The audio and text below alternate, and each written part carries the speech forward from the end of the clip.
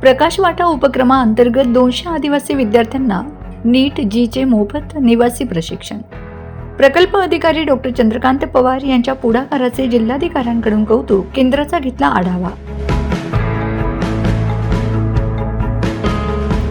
नंदुरबार जिल्हा नियोजन समिती व आदिवासी विकास विभाग यांच्या संयुक्त विद्यमाने राबविण्यात येणाऱ्या प्रकाश वाटा या महत्त्वाकांक्षी उपक्रमाअंतर्गत जिल्ह्यातील 100 आदिवासी विद्यार्थी आणि 100 विद्यार्थिनींना नीट व JEE परीक्षांसाठी संपूर्ण वर्षभर मोफत निवासी प्रशिक्षण देण्यात येणार आहे.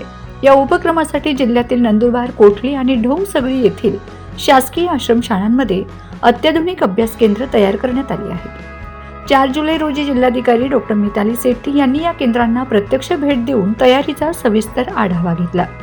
आदिवासी विद्यार्थ्यांना स्पर्धा परीक्षांचे दर्जेदार प्रशिक्षण मिळावे यासाठी प्रकल्प अधिकारी डॉक्टर चंद्रकांत पवार यांनी घेतलेल्या विशेष पुढाकाराचे आणि नियोजनाचे जिल्हाधिकाऱ्यांनी कौतुक केले. जिल्हाधिकाऱ्यांनी जिंकली विद्यार्थ्यांची मने. कोठली येथील आश्रमशाळेत विद्यार्थिनींनी लेझिम पथकाच्या गजरात जिल्हाधिकाऱ्यांचे स्वागत केले. यावेळी कोणताही औपचारिकपणा न ठेवता जिल्हाधिकारी डॉक्टर मिताली सेठी थेट जमिनीवर विद्यार्थिनींच्या शेजारी बसल्या. त्यांनी मुलींशी शाळा आवडते का, भविष्यात काय बनायचे आहे असा आत्मीयतेने संवाद साधत त्यांच्याशी मनमोकळ्या गप्पा मारल्या. यावेळी 10वीच्या विद्यार्थिनींनी या झोपडीत माझ्या ही कविता सादर करून सर्वांची मने जिंकलीत.